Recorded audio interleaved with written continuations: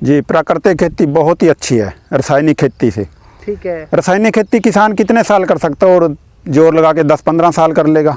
Right. और प्राकृतिक खेती तो सैकड़ों वर्षों से, हजारों वर्षों से, लाखों वर्षों से चलती आ रही है। राइट। और अगर हम प्रकृति के साथ मिलकर चलेंगे तो हमारी ज़मीनें भी उपजाऊ रहेंगी। राइट। और ये खेती ऐसे ही चलती रहेगी। ठीक है। अब लोग कहते हैं कि ये तो घाटे का सौदा बिल्कुल नहीं है जी। अगर घाटे का सौदा होंदा तो मैं खुद छोड़ देंदा इसना। राइट। राइट। कोई भी घाटे का सौदा नहीं करता। कितने एकड़ कर रहे हैं आप? मैं 6 एकड़ प्राकृतिक कृषि कर रहा हूँ पिछले 9.5 साल से। राइट। राइट। ठीक है। दोस्तों, आज हम गांव अहमदपुर कुरुक्षेत्रा में खड़े हैं और आज हमारे साथ गुरदीप सिंह जी हैं जो कि पिछले 9-10 सालों से प्राकृतिक खेती कर रहे हैं, बगैर किसी रासायनिक दवाओं के, बगैर कोई फर्टिलाइज़र और कुछ भी ये खेती में यूज नहीं करते हैं। प्रकृति के नियमों के हिसाब से चलते हैं और बहुत अच्छी फसल भी लेते हैं। साथ ही साथ अपने परिवार को और अपने आसपास के लोगों को जहर मुक्त खाने से भी बचा रहे हैं और अन्य लोगों को ये जागरूक भी कर रहे हैं। तो आज हम इनके खेतों में ही खड़े हैं। ये आप देख सकते हैं, इनके ड्रम रखे हैं, इसमें ये गाय के गोबर और गौमूत्र से जीवामृत और घन जीवामृत बनाते हैं और इसी का पूरे अपने खेतों में इस्तेमाल करते हैं। तो अभी हम गुरदीप जी से मिलने वाले हैं। प्राकृतिक खेती क्या होती है, किसान भाई इसको कैसे अपना करके मुनाफा भी कमा सकते हैं, साथ में अपने परिवार को जहर और रोगों से बचा सकते हैं। तो चलिए बातचीत करते हैं गुरदीप जी से। जी नमस्कार गुरदीप जी, सबसे पहले तो अपना एक छोटा सा परिचय बताइए और कब से आप प्राकृतिक खेती कर रहे हैं? नमस्कार जी, मैं गुरदीप सिंह, गांव अहमदपुर, जिला कुरुक्षेत्र, हरियाणा से। मैं पिछले 9-10 साल से प्राकृतिक कृषि कर रहा हूँ जी। और ये प्राकृतिक कृषि करने की प्रेरणा मेरे को सुभाष पालेकर जी से मिली है। वो कहते थे कि ये 1 एकड़ एक गाय से 30 एकड़ खेती करी जा सका बिना रासायनिक की। ठीक है। तो हम ये रासायनिक खाद वगैरह गिर कर बहुत परेशान हो चुके थे। शहर में लाइनों में लगना पड़ता था एक खाद के लिए। तो पिछले 9 साल से हम इस विधि पे आए हैं, प्राकृतिक कृषि पे। ठीक है जी। तो उसके बाद खाद की इसमें ज़रूरत ही नहीं है, केमिकल की। ठीक है। हम देसी गाय का, एक देसी गाय से आप 30 एकड़ की खेती कर सकते हैं। जैसे जीवामृत बनाते हैं, घन जीवामृत बनाते हैं। ठीक है जी। ठीक है। और 10 पर्णी अर्क वगैरह पौधों के पत्तों से ही प्राकृतिक के साथ मिलकर खेती करना। ठीक है। ठीक है। उत्पादन अच्छा है जी, किसी फसल में कमी नहीं है, सब भरपूर हो रहा। ठीक है। तो इससे बीमारियों में और आपके ज़मीन का स्वास्थ्य है, आपके पशुओं का स्वास्थ्य है, आपके परिवार का स्वास्थ्य बेहतर होता है। बिल्कुल बिल्कुल। धीरे धीरे जैसे भी आप इसका इस्तेमाल करते रहेंगे, अनाज का, फल सब्जियां का, तो 2-3 साल के बाद आपको इसका असर देखने को मिलेगा। बिल्कुल बिल्कुल। ठीक है, आगे बढ़ते हैं गुरदीप जी। कोई अगर किसान प्राकृतिक खेती की शुरुआत करना चाहता है तो कैसे करे, कौन कौन सी बातों का ध्यान रखना चाहिए? जैसे जी कोई प्राकृतिक कृषि करना चाहता है, हमारे हरियाणा में यहाँ जो ज़मीन का ऑर्गेनिक कार्बन है जी, वो 0.25 पे जा चुका है। राइट। पहले तो उसको अपना हरियाणा का जो सिस्टम है उसको जैविक कार्बन को बढ़ाएं। राइट। जैसे फसल अवशेष को ज़मीन में ही मिलाएं, ज़मीन के ऊपर ढकने, आच्छादन करना, आच्छादन जिसको मल्चिंग मल्चिंग बोलते हैं। राइट।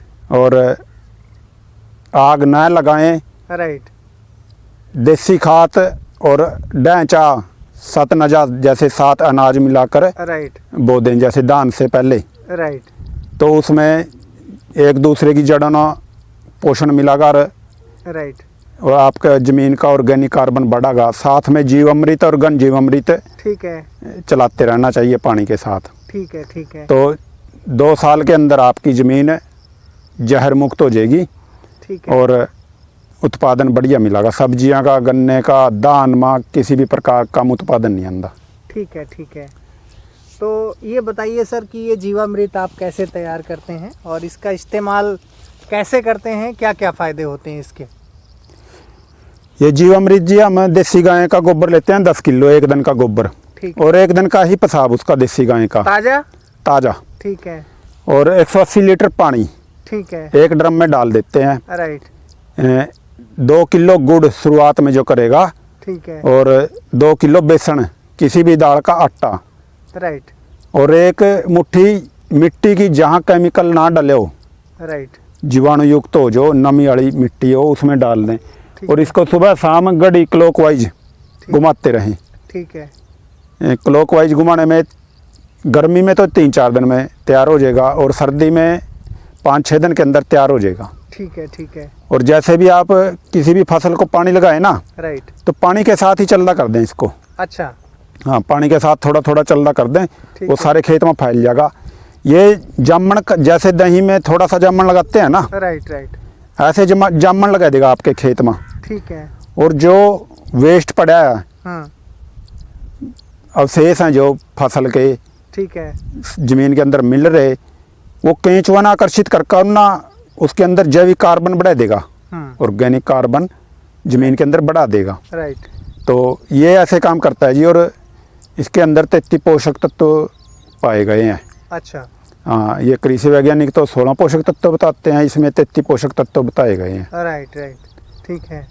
और सर जैसे कोई मान लीजिए बीमारी आती है, रोग या कीड़े मकोड़े लगते हैं, तो उसके लिए कुछ अलग से तैयार करते हैं प्राकृतिक खेती में? हाँ, जैसे प्राकृतिक खेती में 10 पर्णियारक है, ठीक है, नीम अस्त्र है, सौंठ अस्त्र है, ऐसे कई औषधियाँ कई पौधों से तैयार करते हैं हम प्राकृतिक ही, नीम, धतूरा, आक। तो वैसे मेरे को ज़रूरत नहीं पड़ती। प्राकृतिक कृषि में बीमारियां बहुत कम हैं, आती ही नहीं। राइट। मैंने तो अब तक कोई ऐसी बीमारी देखी नहीं पिछले 9-10 साल से अपने खेत में। ठीक है। और उससे पहले बीमारियां बहुत थी। राइट। उसके बाद तो जैसे बहुत काम कम हो गया। Right right. अच्छा, एक चीज़ और बताइए, जो फसल आप लेते हैं तो उसमें ग्रोथ, यील्ड का साइज प्राकृतिक में ज़्यादा होता है या रासायनिक में ज़्यादा होता है? मतलब ग्रोथ किसकी अच्छी होती है, यील्ड कौन सा अच्छा ज़्यादा आता है? ग्रोथ ऐसे है, जैसे आप शुरुआत करांगे ना जी, जो पहले 2-3 साल आवेंगे आपके, राइट, वो जैसे एक शराबी का नशा छड़ाना है ना, राइट राइट, वो उसको तोड़ हो जाती है, तोड़ बोलते हैं उसको। हाँ हाँ, बिल्कुल, तो जमीन को वो खाद से एकदम उस तरफ ले आवांगे, थोड़ी तोड़ सी होगी। Right right. तो 3-4 साल के बाद आपका उत्पादन बहुत बढ़िया सामान्य हो जाएगा। ठीक है। अच्छा गुरदीप जी, आगे बढ़ते हैं। कौन कौन सी फसल जो है साल भर में लेते रहते हैं आप प्राकृतिक खेती से? मेरा गेहूं है, ठीक है, बरसीन है, ठीक है, गन्ना है, ठीक है, धान और सरसों। हाँ हाँ। सब्जी में तरबूज लिया, अब की बार 2 एकड़ तरबूज है। ठीक है। और तरबूज बहुत ही मीठा और बहुत ही स्वादिष्ट। राइट। हाँ। और उस बीमारियां और जहर से मुक्त है। हाँ, जहर रहित है। Right right.